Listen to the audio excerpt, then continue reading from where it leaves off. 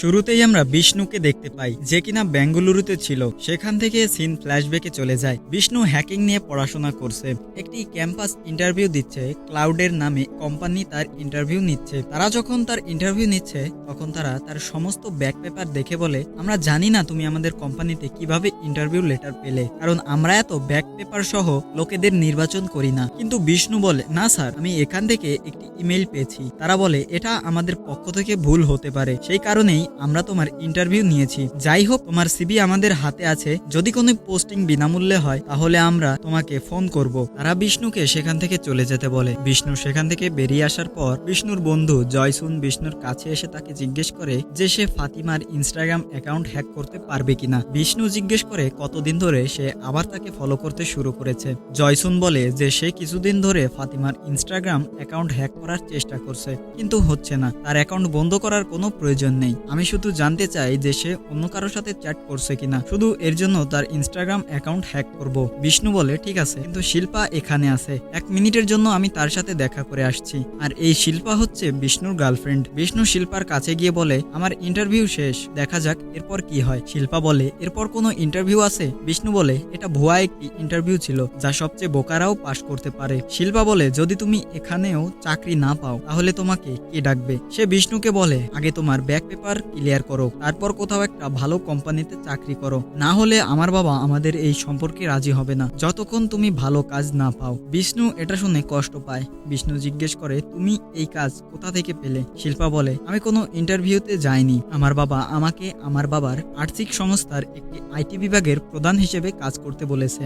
এরপর বিষ্ণু সেখান থেকে জয়সুনের সাথে তার বন্ধু অনিশের দোকানে যায়। যখন সে এলাকার কারো কম্পিউটার বা প্রিন্টারের সমস্যা হয়, তখন সে এটি মেরামত করে। তারপর সে জয়সুনকে নিয়ে তার বাড়িতে যায়। বিষ্ণুর পরিবারে তার বাবা, মা আর বোন থাকে। বিষ্ণু একটি মধ্যবিত্ত পরিবারের সন্তান। তার বাড়িতে সবচেয়ে পুরনো মডেলের কম্পিউটার ছিল। সে প্রতিবেশীর ওয়াইফাই চুরি করে ইন্টারনেটের জন্য ব্যবহার করছিল। সে এটি হ্যাকিং এর জন্য ব্যবহার করে। হ্যাকিং এর জন্য সে ভিপিএন ব্যবহার করছিল। তা চালু করার পর বিষ্ণু জয়সুনকে বলে, আমি তোমার গার্লফ্রেন্ড ফাতিমাকে একটি জাল লিংক পাঠাতে পারি, যদি সে সেই লিংকে ক্লিক করে তাহলে আমরা তার অ্যাকাউন্টের অ্যাক্সেস পেয়ে যাব। জয়সুন বলে, হ্যাঁ, এটাই ঠিক বলছো, এখন এটা করা যাক। তাই বিষ্ণু একটি লিংক তৈরি করে ফাতিমাকে দেয়। সে সবকিছু একসাথে করে তাকে একটি মেসেজ দেয়, কিন্তু তাদের পাঠানো মেসেজে একটি বানান ভুল ছিল। তাই মেয়েটি বুঝতে পেরে বলে, এটা তোমার পরিবারকে পাঠাও। তারপর সে তার সাথে চিৎকার চেঁচামেচি করতে শুরু করে। তারা বুঝতে পারে তারা ব্যর্থ হয়েছে। এর কিছুদিন পর বিষ্ণু আর অনিশকে কথা বলতে দেখা যায়। শিল্পার বাবা ফাইন্যান্স কোম্পানির কাছেই একটা শাখা ছিল।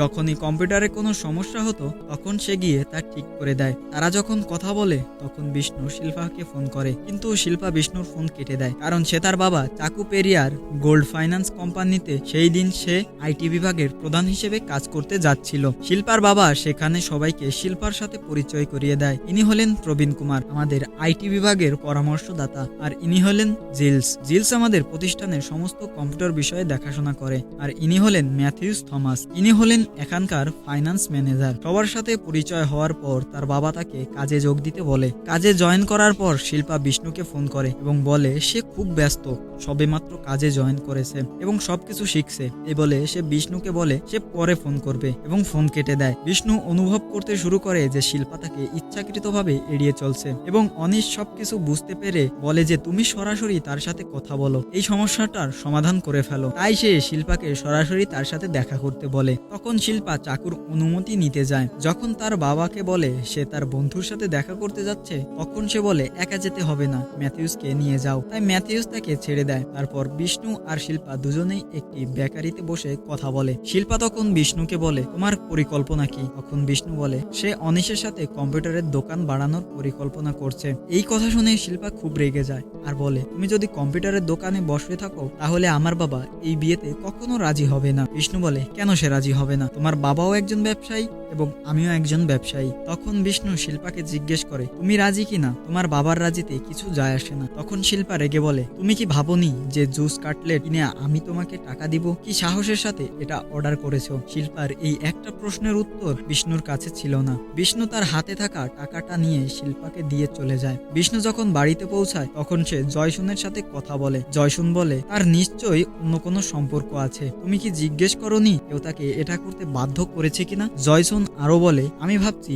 আজ আমরা ফাতিমার ইনস্টাগ্রাম অ্যাকাউন্ট হ্যাক করব, কারণ আমার সন্দেহ হচ্ছে তার অন্য কারো সাথে কোনো ধরনের সম্পর্ক আছে কিনা। বিষ্ণু যখন এই কথাটা শুনে তখন সে ভাবে আরও শিল্পার অ্যাকাউন্ট চেক করা উচিত, কিন্তু তাকে হ্যাক করতে হয়নি, কারণ তার মনে পড়ে শিল্পা আগেও তাকে পাসওয়ার্ড বলেছিল, আর যখন সে চেষ্টা করে তখন সে অ্যাকাউন্টে লগ ইন করতে সক্ষম হয়। শিল্পা তখন অফলাইন ছিল, কিন্তু ম্যাথিউস তাকে অনলাইন দেখে ইনস্টাগ্রামে একটি মেসেজ পাঠায় যে সে ঘুমিয়েছে কিনা। এই মেসেজ দেখে বিষ্ণু তখন খুব রেগে যায় আর রিপ্লে করে, যাও তোমার বাবাকে গিয়ে জিজ্ঞেস করো, এবং আরো অনেক খারাপ কথা বলে। ম্যাথিউস এই মেসেজ দেখে হতবাক হয়ে যায়, কারণ এটি শিল্পার দেওয়া রিপ্লাই বলে তার মনেই হচ্ছিল না। তার মনে হয় এই সময় তাকে মেসেজ দেওয়া ঠিক হয়নি, তাই সে হঠাৎ করে ফোন বন্ধ করে দেয়। পরদিন ম্যাথিউস অফিসে গিয়ে সম্পূর্ণ হতবাক হয়ে যায়, কারণ গতকালের ঘটনার পর সে কিভাবে শিল্পার মুখোমুখি হবে তা ভেবে সে ভিতরে ঢুকে পড়ে। কিন্তু শিল্পা তার সাথে খুব স্বাভাবিকভাবেই কথা বলছিল, এটা তাকে সত্যি অনেক অবাক করে। সে বুঝতে পারে শিল্পা সেই মেসেজের সম্পর্কে কিছুই জানে না।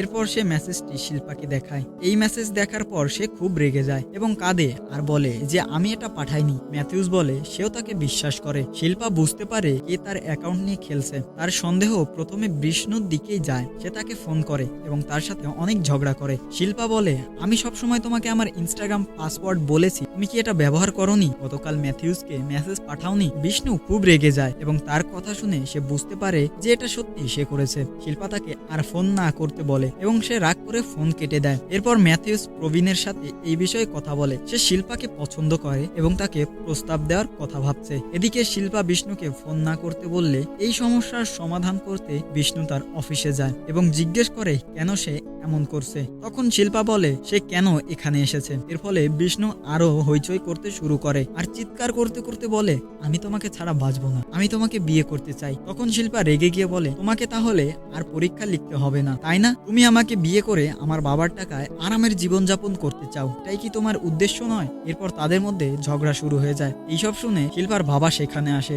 যখন সে জিজ্ঞেস করে সমস্যাটা কি, কে এই ছেলে, শিল্পা বলে সে আমার বন্ধু। কিন্তু শিল্পার বাবা বাইরে থেকে সব শুনেছে। যখন সে জিজ্ঞেস করে সে কি বন্ধু নাকি আরো কিছু, তখন শিল্পা কিছুই বলে না। তখন চাকু শিল্পাকে বাড়ি যেতে বলে। এরপর চাকু বিষ্ণুর সাথে কথা বলে, যদি আগে তোমাদের মাঝে কিছু ছিল তাহলে সব শেষ, এখন তুমি শুধু তার বন্ধু। যদি শিল্পা কোনো সম্পর্কে আগ্রহী না হয় তাহলে তাকে বিরক্ত করার কোনো মানেই নেই। বিষ্ণু বলে, না স্যার, শিল্পা রাগের বশেই এইসব কথা বলছে। সে আমাকে সত্যি পছন্দ করে এবং আমিও তাকে অনেক পছন্দ করি। যেই তার বিরুদ্ধে আসুক না কেন, শিল্পা যদি রাজি হয় তাহলে আমি তাকে বিয়ে করবই। ততক্ষণে চাকু বিষ্ণুকে কষিয়ে একটা থাপ্পড় দেয়। তাতে বিষ্ণু এতটাই রেগে যায় যে তাকে যে কোনোভাবেই চাকুর এই থাপ্পড়ের বদলা নিতে হবে। সে তার বন্ধু অনিশকে বলে সে নাকি শুধু একজন অটো চালক, আমরা নাকি তার বিরুদ্ধে লড়াই করার জন্য কিছুই করতে পারবো না। সে আরো বলে সে বোকা নাম্বার 1। বিষ্ণুর প্ল্যান ছিল অন্য কোনো উপায়ে তাকে জবাব দেওয়া। সেই সময় অনিশের কাছে ফোন আসে যে শিল্পার বাবার শাখার কিছু কম্পিউটার নষ্ট হয়েছে।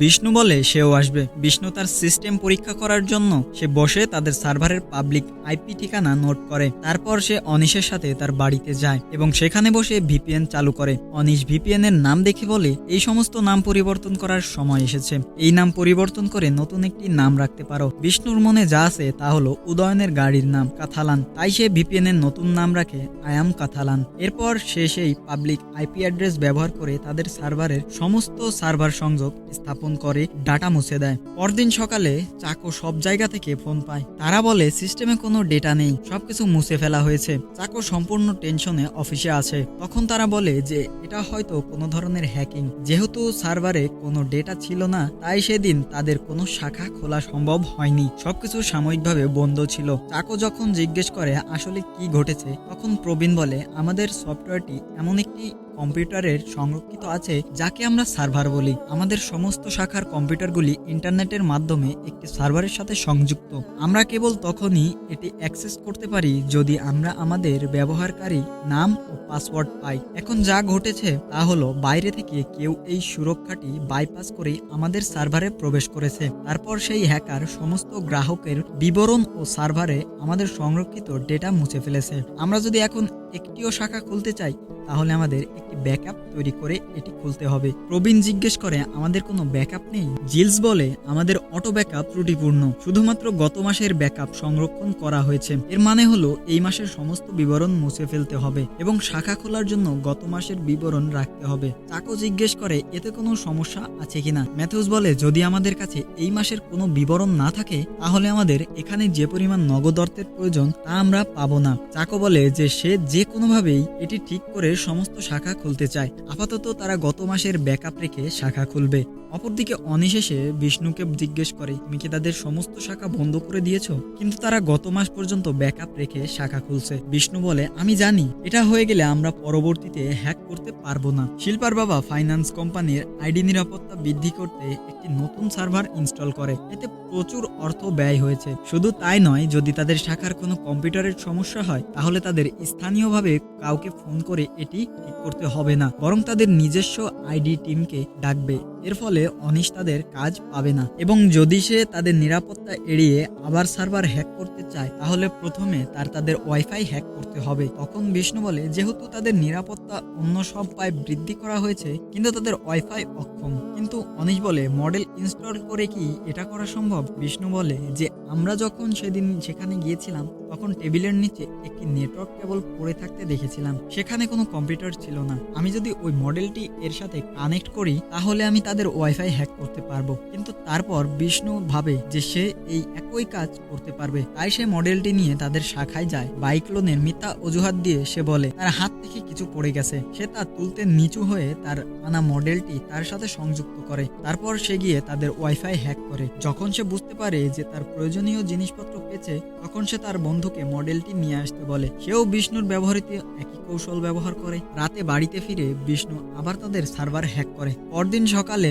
আবার সমস্যা দেখা দেয়। চাকু টেনশনে ছিল কে হ্যাক করেছে। এত লক্ষ টাকা খরচ করেও তুমি যা বলেছো তা করার পরও কিভাবে হ্যাক করলো? এটা কিভাবে হতে পারে? সে আবার সমস্ত ডাটা মুছে ফেলেছে। তার কর্মীরা বলে হয়তো কেউ এটা ইচ্ছাকৃতভাবে প্রতিশোধ নিচ্ছে। তাই অবশেষে প্রবীণ চাকুকে বলে এই হ্যাকারকে ধরার জন্য আমাদের অন্য একজন হ্যাকারের প্রয়োজন। এরপর তারা একজন হ্যাকারকে নিয়ে আসে যার নাম সিমি। সিমি বলে সে এটা এনে দিবে। তখন সিমি সমস্ত সার্ভার পরীক্ষা করে এবং সে বলে যদি সেই হ্যাকার প্রবেশ করে তাহলে সে একটি বিজ্ঞপ্তি পাবে। সেই রাতে বিষ্ণু তাদের সাইট খোলে এবং সিমি একটু বিজ্ঞপ্তি পায়। সে হঠাৎ তার ল্যাপটপ বের করে হ্যাকারকে খুঁজে বের করার চেষ্টা করে। সিমি বিষ্ণুর বিরুদ্ধে কিছু করছিল, কারণ বিষ্ণু যা কিছু করছিল তা ধীর গতিতে চলছিল।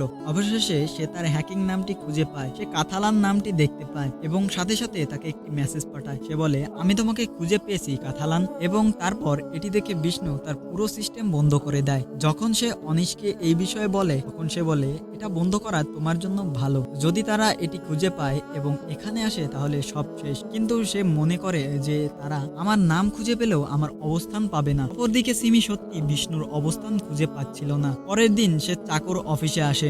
সে বলে যে হ্যাকারের নাম কাথালান, কিন্তু তার লক্ষ্য কেবল আমাদের বিরক্ত করা নয়। যদি সে আমাদের প্রতিযোগীর মধ্যে কেউ একজন হতো তাহলে তারা আমাদের সমস্ত ডেটা নিয়ে চলে যেত। কিন্তু এই লোকটি আমাদের ডেটা হ্যাক করে মুছে ফেলছে এবং আমাদের বিরক্ত করছে। সবচেয়ে বড় সমস্যা হলো আমরা যে নিরাপত্তা ব্যবস্থা এত গোপনে রেখেছি তা সে কিভাবে অ্যাক্সেস করছে। এখন সম্ভাবনা আছে যে সে আমাদের অফিসে প্রবেশ করতে পারতো, কিন্তু সে অ্যাক্সেস করতে পারবে না। এই কথা শুনে শিল্পা বলে আমরা যদি ক্যামেরা নিয়ে যাই তাহলে এটি কে তা খুঁজে বের করা সম্ভব হবে না। কিন্তু সিমি বলে অনেক শাখা আছে, আমরা জানি না সে কোন শাখায় প্রবেশ করেছে বা সে সেখানকার কোনো কর্মীকে প্রভাবিত করছে কিনা, তাই বলা সম্ভব নয় যে আমরা এটি খুঁজে পেতে পারি। চাকো বলে যে আমি তোমার কোনো তথ্য শুনতে চাই না, আমরা যে কোনোভাবেই কাথালানকে ধরতে চাই। সিমি বলে যে ওই ঘটনার পর থেকে হ্যাকার কয়েকদিন কম্পিউটার ব্যবহার করেনি। সিমি তাকে খুঁজে বের করার চেষ্টা করেছিল এবং এর মধ্যেই ম্যাথিউস শিল্পাকে কোনোভাবে কারসাজি করার চেষ্টা করছিল। অবশেষে সিমি এসে চাকোকে বলে যে কাথালান বলা হ্যাকারটি একজন মালায়ালি। এইসব জানার পর চাকোর হার্ট অ্যাটাক হয় এবং সে সেখানেই পড়ে যায়। পরে দেখা যায় যে সে হসপিটালে ভর্তি আছে। শিল্পা যখন সেখানে আসে তখন চাকো তার সমস্ত রাগ শিল্পার উপর ঝেড়ে দেয়। শিল্পা রেগে বের হওয়ার সময় সে তার কলেজের একজন লোককে দেখতে পায়। তার ক্লাসের অন্যান্য ছাত্রদের সম্পর্কে জিজ্ঞেস করার পাশাপাশি সে বিষ্ণুর সম্পর্কেও জিজ্ঞেস করে। করে। সে বলে বিষ্ণুর কাছে কিছু জিনিসপত্র আছে এবং কোথাও তার চাকরি করা হয়নি। তখনই সে তাকে সেই সাক্ষাৎকারের ঘটে যাওয়া একটি ঘটনার কথা বলে। সে যখন ক্লাউডের নামে ইন্টারভিউ দিতে আসে তখন সে আমাদের কলেজের ওয়েবসাইট হ্যাক করে তার আবেদনপত্র ডাউনলোড করে। সে নিজের নাম লিখে এভাবেই ইন্টারভিউতে অংশ নিয়েছিল। আমরা এটা জানতে পেরেছিলাম, কিন্তু সে বাচ্চা ছিল, তাই আমরা পাত্তা দেইনি। এইসব শুনে শিল্পার মনে বিষ্ণুর প্রতি সন্দেহ ভরে যায়। সে বিশ্বাস করতে শুরু করে তার কোম্পানিতে ঘটে যাওয়ার সমস্যার পিছনে বিষ্ণুর হাত আছে। তাই সে সরাসরি বিষ্ণুর বাড়িতে চলে যায়। এমনকি যখন তার পরিবার তাকে জিজ্ঞেস করে কি হচ্ছে, সে তাদের কথা না শুনে সরাসরি বিষ্ণুর ঘরে গিয়ে তার সাথে ঝগড়া করতে শুরু করে। শিল্পা বলে, আমি জানি আমার কোম্পানির হ্যাকিং এর পিছনে তুমি ছিলে, ভদ্রতার সাথে এটা বন্ধ করো, তোমার জন্য ভালো হবে বলে দিলাম। যদি কেউ এটা জানতে পারে যে এটা তুমি করেছো তাহলে তোমাকে ক্ষতিপূরণ দিতে হবে, ভদ্রতার সাথে এটা বন্ধ করাই ভালো হবে। কিন্তু বিষ্ণু এমন ভাবে কথা বলে যেন সে কিছুই জানে না। বিষ্ণু বলে, তুমি যা বলছো সে সম্পর্কে আমি কিছুই জানি না। তাই শিল্পা রেগে গিয়ে চিৎকার করতে শুরু করে। এরপর যখন সে চলে যায় তখন তার পরিবার বুঝতে পারে তার ছেলে কিছু সমস্যা তৈরি করেছে। তাই তার বাবা রেগে গিয়ে বলে এটা আর ব্যবহার করবে না। এদিকে সিমি সব সময় কাতালানকে খুঁজত। যখন সে ও তার স্বামী মন্দিরে যায় তখন অনিশ, উদয়ন এবং বিষ্ণু অটোতে বসেছিল,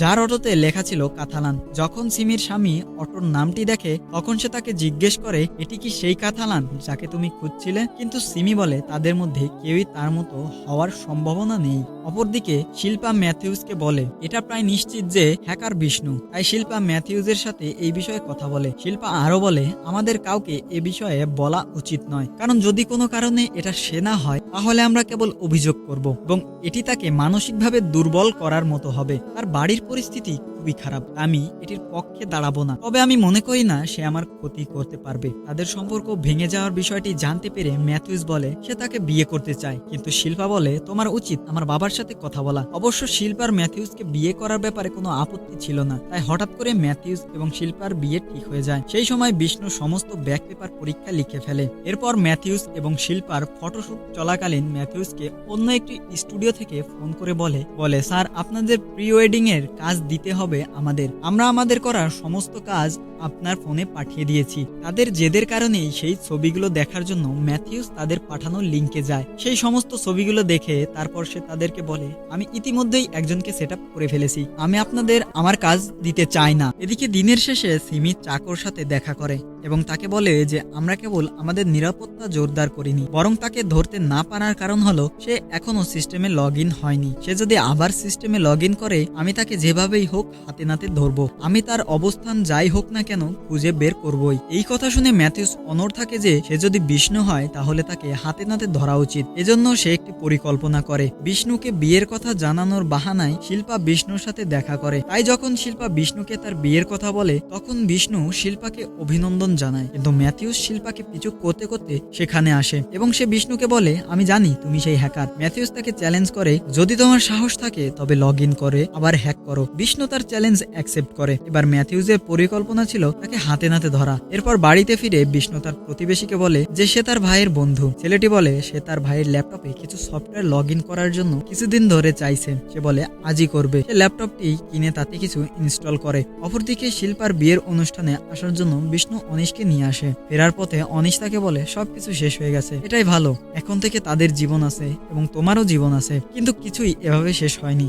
অফিসে থাকা জিলস হঠাৎ ইন্টারনেট থেকে বিচ্ছিন্ন হয়ে যায়। যখন সে পরীক্ষা করতে যায় সে দেখতে পায় যে তাদের পুরো সার্ভার পুড়ে গেছে। সে তাড়াতাড়ি চাকোকে ফোন করে তাকে জানায়। সে ফেরার পথে উত্তেজিত হয়ে পড়ে। হঠাৎ তারা অফিসে পৌঁছায়। চাকো যখন জিজ্ঞেস করে কি হয়েছে তারা বলে হ্যাকার আবার হ্যাক করেছে এবং সিস্টেমটি অতিরিক্ত গরম করেছে, সবকিছু সম্পূর্ণভাবে ধ্বংস হয়ে গেছে। সিমি যখন ঘটনাটি জানতে পারে তখন সে আবারও কাতালানকে খুঁজে বের করার চেষ্টা শুরু করে। এবার তারা তার অবস্থান খুঁজে পায়। কিছুক্ষণ পর দেখানো হয় বিষ্ণু আর অনিশ বাইকে করে বাড়িতে ফিরছে। সেই সময় একটি পুলিশের গাড়ি তাদের ধাওয়া করতে শুরু করে। এদিকে পুলিশ চাকোকে ফোন করে বলে তারা হ্যাকারকে খুঁজে পেয়েছে। এই কথা শুনে চাকো বলে ওকে মেরে ফেলো না, যা ইচ্ছা তাই করো, কিন্তু তার আগে আমি তার মুখ দেখতে চাই। চাকো যখন স্টেশনে পৌঁছে চেক করতে যায় তখন সে দেখতে পায় এটা আর কেউ নয়, তার মেয়ে জামাই ম্যাথিউস। এদিকে আমরা দেখতে পাই পুলিশ বিষ্ণুদের ফলো করছে, কিন্তু পুলিশের গাড়ি আসলে তাদের সামনে থাকা গাড়িকে ফলো করছিল আর সেই গাড়িতে ছিল ম্যাথিউস। তখন আমাদের একটি ফ্ল্যাশব্যাক দেখানো হয়। বিষ্ণু আসলে ম্যাথিউসের ম্যাক আইডি ব্যবহার করে হ্যাক করেছে।